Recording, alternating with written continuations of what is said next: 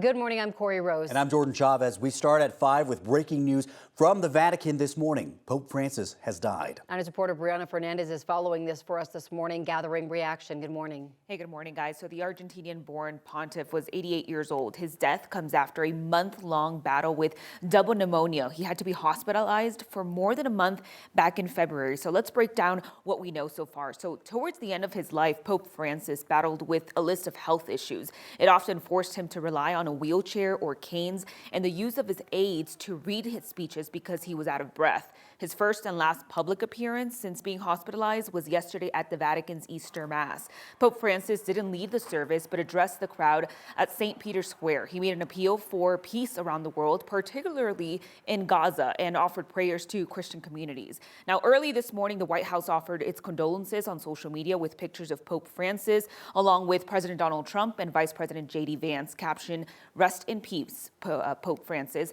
In a separate statement, Vance shared his own tribute. He met briefly with Pope Francis in Rome yesterday to exchange Easter greetings. King Charles also issued a special tribute to Pope Francis, saying, quote, "My wife and I are most deeply saddened to learn of the death of Pope Francis." Tributes from around the world are going to continue to pour in this morning as more people are learning about Pope Francis's death. So this is a live look actually right outside right now of St. Peter's Square. Pope Francis' body will be put on display in an open coffin in the Vatican, where pontiffs have been buried for more than 100 years. But per the Pope's wishes, he is expected to be buried at the ancient Basilica of St. Mary Major, which lies outside of the Vatican walls. His successor will be chosen during a conclave, a gathering of cardinals charged with electing a new pope in strict seclusion at the Vatican. For now, I'm in the studio. Brianna Fernandez for 9 News. And I think you just think about the timing of this all right after Easter Sunday. Brianna, thank you. All right, now let's turn to the forecast with weather impact meteorologist Chris Bianchi. Chris, today's going to be pretty nice. Yeah, it's going to be in the low 70s forward today. It'll be on the dry side as well for us. We do have some fire danger to talk about. We're in the low 40s right now here in Denver today. We top out at 72 degrees. A few clouds, mainly this afternoon. Chance for a brief sprinkle east of Denver. We stay dry here in town. Speaking of east of Denver, we do have high fire danger for today. It'll be a bit breezy at times for us, but it stays dry across most of eastern Colorado. However, later this week, it's going to turn pretty wet for us on Thursday and Friday. It could really disrupt some of those outdoor plans both those days. Details in my full forecast. All right, Chris, thank you so much. We do want to check in this morning and get you started with a live look of how things are moving through Commerce City. This is 270. Left-hand side of your screen is 270 and Quebec this morning. Right-hand side is 270 and Vasquez.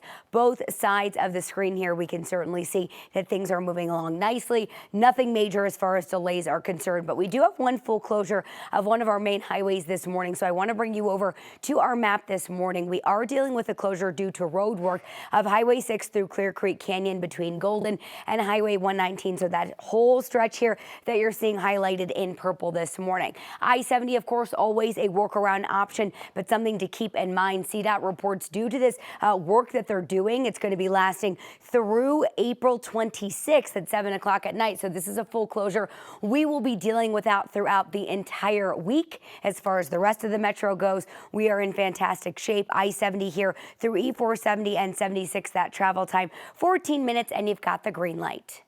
All right, Erica, thank you. New this morning, work starting today along I-70 in Aurora could impact your drive home for the next few days. Now, the work CDOT is doing is near Colfax, and it is just the beginning of a larger project. This all kicks off at 6 o'clock tonight. I-70 won't close completely, but lanes will be reduced and shifted through 5:30 in the morning. This will happen every night through Thursday, so crews can build bridge girders and do bridge work for a future interchange. But here's where it gets a bit complicated. Monday and Wednesday nights, eastbound I-70 will be reduced to one lane and shifted to the westbound side of I-70. 2 lanes will stay open on the westbound side. Tuesday and Thursday nights, the opposite happens. Westbound I-70 will be reduced to one lane and shifted to the east side, with 2 lanes staying open for eastbound travel. Again, this will be done between 6 p.m. and 5:30 a.m. tonight through Thursday night. Now, crews broke ground on the project last August. The overall goal is to extend Piccadilly Road between Colfax and Smith. It will link 8 miles of road with an interchange onto I-70 in Aurora. The city says it will also make that area less congested and more safe. Also new this morning, the Colorado Energy Office announced over $14 million in new grants, all to support geothermal projects across our state. The grants promote Governor Jared Polis's Heat Beneath Our Feet program, which focuses on geothermal energy to reduce greenhouse gas emissions. Right now, only 0.4% of America's electricity is generated by geothermal energy. This comes after the city and county of Denver received a roughly $5 million grant to support a pilot project aimed at transitioning 11 city-owned buildings to this energy source. Happening tomorrow, school will be back in session for Gilton Elementary School families. The school has been closed since April 7th, the day before a nearby Chevron well blasted water, oil, and gas into the air. About a dozen homes within a half-mile of the well were evacuated. The school is not in the evacuation zone, but public health workers said they needed to make sure it was safe to be in. We're told Chevron hired companies to clean up the school. That includes replacing gravel and mulch and swapping out HVAC filters. This week, we expect the defense to start calling witnesses in the trial of Joseph Kanig. That's right. Kanig is accused of throwing a rock through the windshield of an oncoming car, killing 20-year-old Alexa Bartell. There is no dispute about who was involved in the deadly rock throwing incident.